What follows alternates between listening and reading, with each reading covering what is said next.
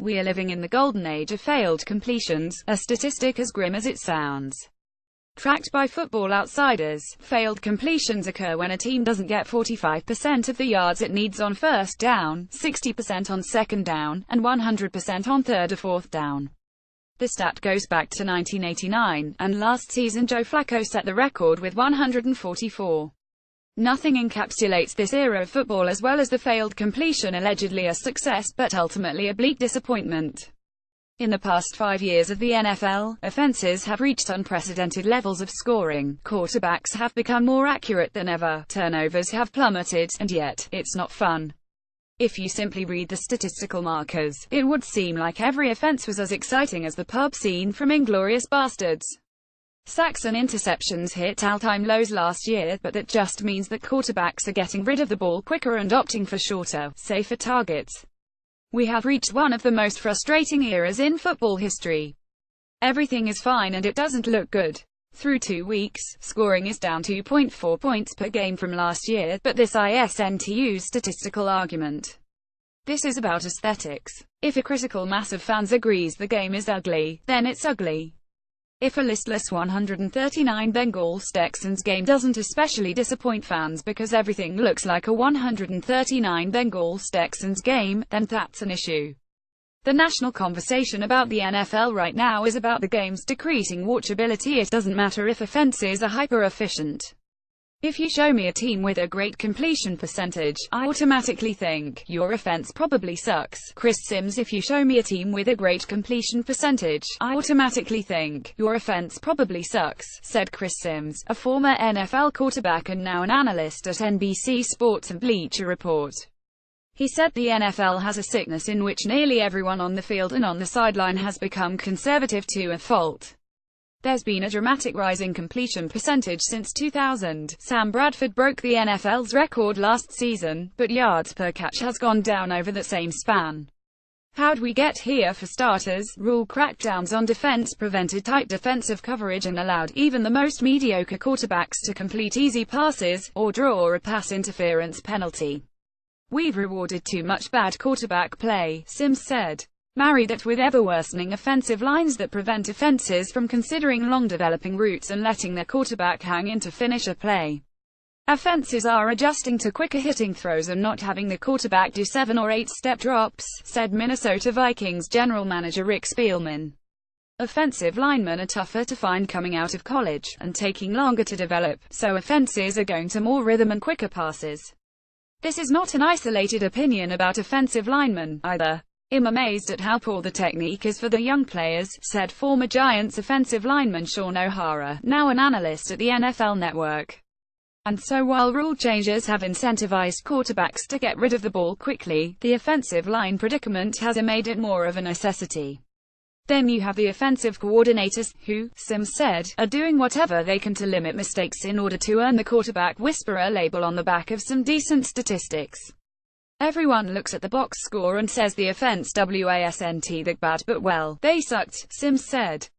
Quarterbacks and coaches are now very wary of mistakes. We crucify all the quarterbacks when they make a mistake, and then, when it's 3rd and 12, they say I'm going to live to play another day and throw it short.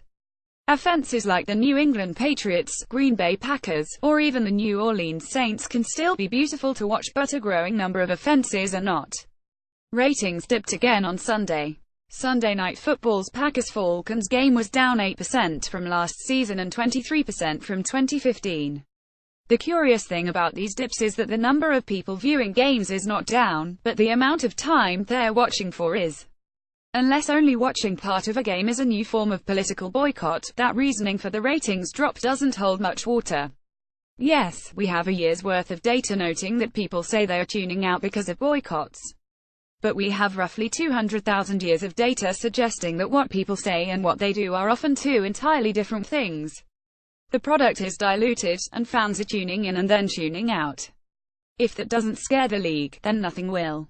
When I came into the league, said Trent Green, former NFL quarterback and current analyst for the NFL on CBS, you had a good season if you threw for 3,500 yards and completed 55 or 60% of your passes. You'd chuck the ball down the field as far as you could, and if you couldn't, you'd check down. Now guys are hitting 67%, and if you don't have a 4,000-yard season or sometimes 5,000, you didn't have a good season. Green was drafted in 1993 and played until 2008. In that time, he saw the game change dramatically. By the time they reach the pros, modern quarterbacks have thrown more times than any group of quarterbacks in history. Among high schoolers, 7-on-7 flag football leagues have exploded this century. This type of football involves lots of quick passes and one-on-one coverage. It used to be that just kids in warm weather states like Florida, Texas, and Southern California could play this game all year long, but now teenagers from all across the country travel to play in 7-on-7 tournaments. There is going to be better completion percentage because there's more reps, said Green, whose son TJ plays at Northwestern. Green also said that aiming for statistics has a long history in football. In the 1980s and 1990s, he said, quarterback rating became the en vogue way of measuring passing. Sacks were better than incompletions, and there were guys we knew wouldn't throw the ball away. The offensive line coaches would be going nuts. Until you get to a certain point of your career, stability within your team, stability with your contract, quarterbacks are thinking about rating, completion percentage, or points scored. Trent Green today, completion percentage and a low interception number have become the envy of young quarterbacks. Until you get to a certain point of your career, stability within your team, stability with your contract, quarterbacks are thinking about rating, completion percentage, or points scored, Green said. Less established quarterbacks are more likely to go for the bubble screen or underneath stuff. The great quarterbacks, Aaron Rodgers, Tom Brady, Big Ben Roethlisberger, they are looking for the daggers, the 25-yard throws, Sims said. He thinks most coaches want to default to less adventurous plays, and that any excitement you do see is when the individual talent of some of the quarterbacks wins out. Look at Aaron Rodgers, throwing a 40-yard missile after a backflip, into a keyhole. One of the biggest problems is the conservative play callers, Sims said.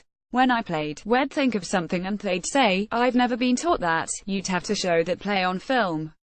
And of course there's no way to do that. So if that's the case, we'll never have a new play ever. There's the problem. Modern offenses run the risk of becoming so predictable that they give up their advantage over the defense. Scoring has skyrocketed in the modern era. Matchup nightmare tight ends like Rob Gronkowski and the rise of flexible players, along with the favorable rule changes, routinely rocked opposing defenses.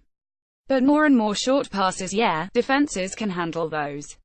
According to Spielman, the Vikings general manager, the way to build a defense in the modern era is changing. Since quarterbacks are getting rid of the ball quicker, defenses have to be faster. You need first-step quickness, and Aaron Donald, extremely quick off the snap, Spielman said. The Vikings have a defensive line filled with, as he put it, almost outside linebacker types who are tall enough to bat passes down and light enough to move well. We liked guys who are 66, 65, 64 and all in the 250s pounds. If all 32 quarterbacks will get rid of the ball quicker, playing defense will likely become more about pushing the pocket and trying to bat down the ball rather than getting to the quarterback. Edge rushers could start to lose value, while inside rushers see their importance rise.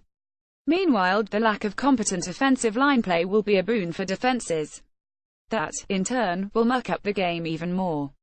Offensive linemen, Spielman said, are almost exclusively pass protectors in college now and are rarely in three-point stances, which are a requirement in the NFL. Of course, it's not easy for teams to coach up to these young athletes, as the collective bargaining agreement caps the number of padded practices at 14 during the regular season. You have to come up with creative ways within the collective bargaining agreement to give them the attention they need, he said. Keep them out there an extra 15, 20 minutes, or give them an extra period. Spielman wishes that teams could extend the rookie development program, which starts in May and can last most of the offseason thereafter, throughout the season. It takes time to develop those guys. The restrictions in the CBA put you behind the 8 ball, he said.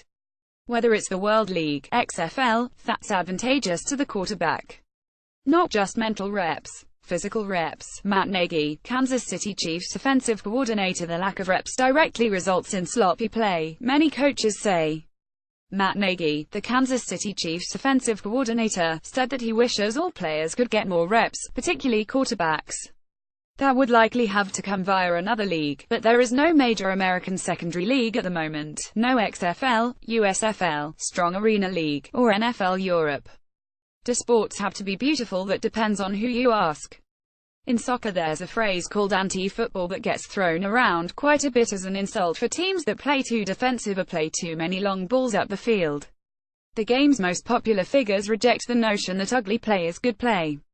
In American sports, we haven't put the same emphasis on aesthetics. Doug Baldwin called his Seahawks' 129 win over the 49ers on Sunday ugly as hell, and he meant it as a good thing. Green thinks that the growing number of offenses that can only take up small chunks of yardage at a time will result in some teams going back to simple, ground and pound offenses. That certainly would make the game any easier to watch. Yet, football is not going to end anytime soon, and those declaring the end of it have a long history of looking wrong. Esquire magazine asked if football still mattered in 1997. This isn't even the NFL's biggest problem, head injuries are, but it's a problem nonetheless. In 2013, youth aged 12 to 24 named Lionel Messi as the fourth most popular athlete in America. Today, anyone can access any play from any sport anywhere in the world on a phone, and football does not, at the moment, look as fun as Messi scoring a goal. The NFL isn't dying. 46 million people watched last year's NFC title game and well over 100 million watched the Super Bowl. But whether or not they're beautiful, sports are supposed to be fun. 2 weeks into the football season, not many people are having a good time.